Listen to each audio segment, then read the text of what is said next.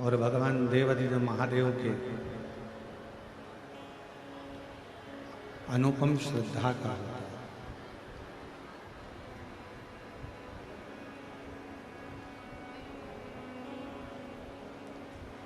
जिसमें भगवान शंकर को कैसे रिझाना है, भगवान शिव को कैसे मनाना है,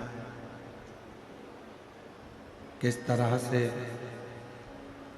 आप भगवान देवाधिदेव महादेव को अपना बना सकते हो, किस तरह से आप भगवान शंकर को रिझा सकते हो। पूरे वर्ष में केवल एक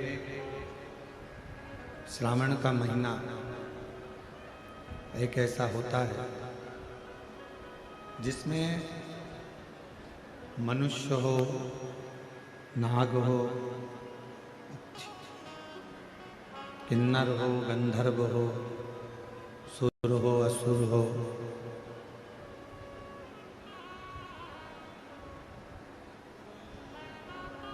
एक छोटा जीव जंतु भी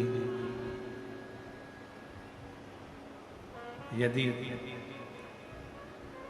भगवान शंकर के शिवालय तक, भगवान शंकर के मंदिर के सामने तक भी अगर पहुंच जाता है तो भी मेरे देवाधिदेव महादेव कृपा कर ही देते हैं, करुणा कर ही देते हैं।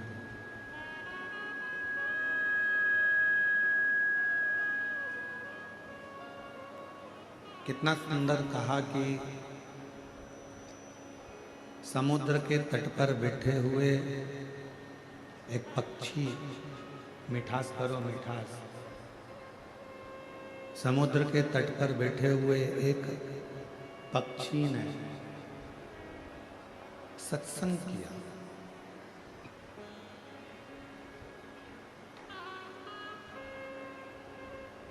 और समुद्र के तट पर बैठे हुए एक पक्षी ने जो सत्संग किया,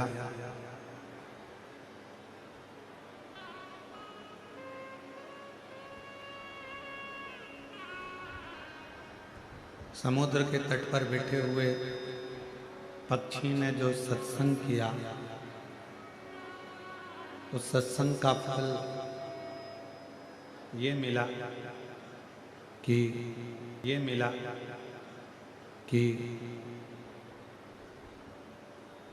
एक किनारे पर पक्षी बैठा है और बैठ कर कह रहा है कि मैं लंका में बैठी हुई माता सीता जी को देख रहा हूं।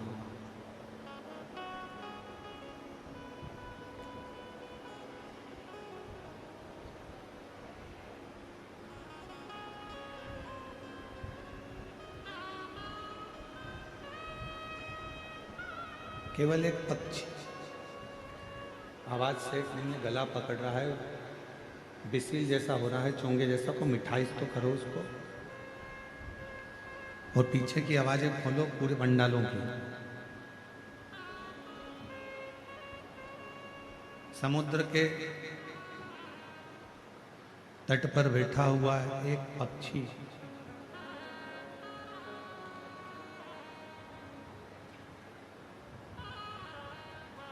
सत्संग का क्रम कर कर, सत्संग को धारण कर कर, सत्संग कर कर कहता है कि मैं लंका में बैठी हुई, लंका में विराजमान माता जानकी जी का दर्शन कर रहा हूं। अब जरा विचार करिएगा, सोचिएगा, स्मरण करिएगा, जरा विचार करिएगा कि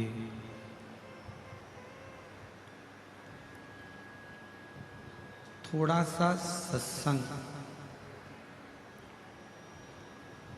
एक पक्षी को मिल जाता है, थोड़ा सा सत्संग एक पक्षी को मिल जाता है तो लंका में बैठी हुई माँ जानकी जी का दर्शन कर लेता है। और यदि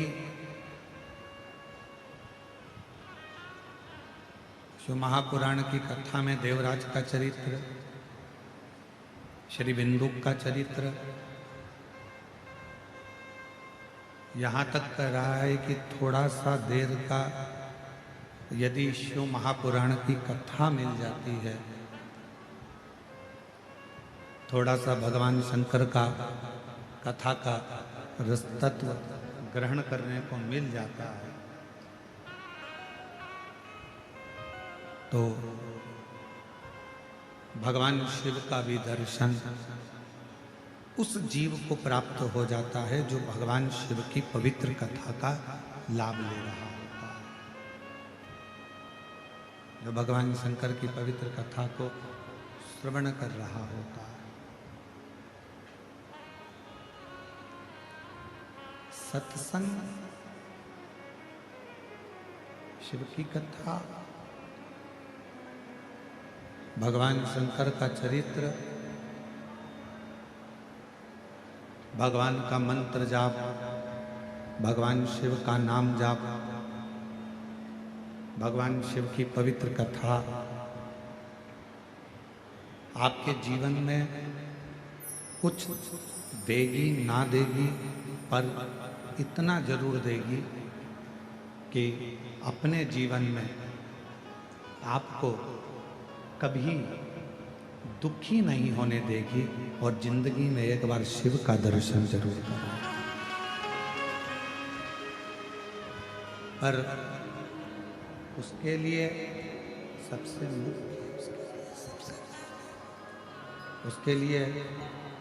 मुख्य आपका विश्वास, आपका भरोसा, आपकी दृढ़ता, वो मूल है।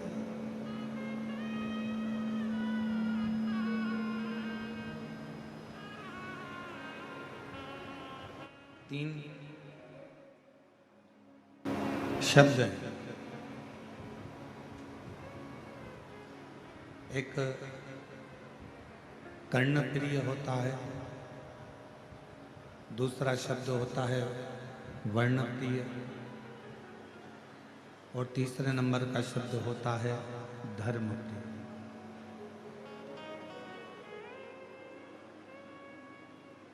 अब इन तीन शब्दों को हम थोड़ा समझें। पहले नंबर पर है कर्णप्रिय शब्द, दूसरे नंबर पर है वर्णप्रिय शब्द, और तीसरे नंबर पर है धर्मप्रिय शब्द। शिव महापुराण की कथा कहती है एक कर्णप्रिय शब्द होता है जो केवल हमको अच्छा लगता है, स्वयं को अच्छा लगता है, और उसमें हम अपने भीतर थोड़ा थोड़ा अभिमान, थोड़ा थोड़ा अहंकार उत्पन्न कर लेते हैं। इसको कर्णप्रिय कहा गया। किसी ने कोई बात कही, आपके लिए कही, आपके हिसाब से आपके लिए कहा, आप बहुत सुंदर हो, आप बहुत ज्ञानी हो, आप बहुत विद्वान हो, आप बहुत श्रेष्ठ हो, ये आपकी कर्णप्रियता। इसको कर्णप्रियता कहेंगे जो सुनकर आपको अच्छा लग रहा है, जो सुनकर आपको श्रेष्ठ लग रहा है, आपको अच्छा लग रहा है, आपके लिए बोला गया। पर ये जो कर्णप्रिय शब्द हैं, ये हमारे जीवन में थोड़ा अहंकार उत्पन्न कर देते हैं, थोड़ा अभिमान उत्पन्न कर देते हैं।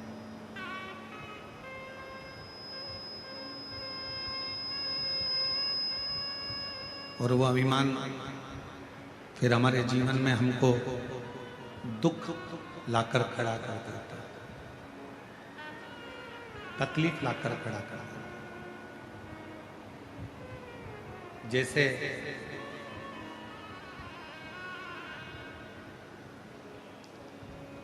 भगवान शिव का अवधूतेश्वर रूप।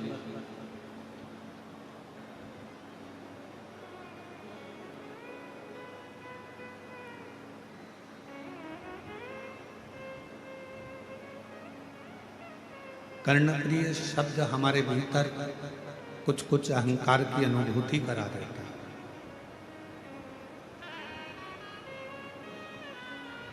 हमारे भीतर अभिमान को प्रकट कर देता है। हमारे भीतर अभिमत्ता को प्रस्तुत कर देता है।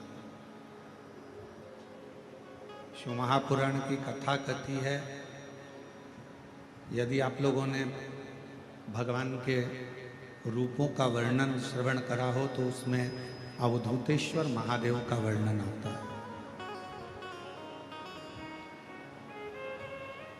अवधूतेश्वर। और सावन का महीना चल रहा है। कहते हैं कि श्रावण के महीने में भगवान शंकर के अवधूत रूप का यदि स्मरण किया जाए, श्रवण किया जाए, तो 12 ज्योतिर्लिंग के दर्शन का पुण्य फल उसी कथा में प्राप्त हो जाता है। मात्र अवधूतेश्वर भगवान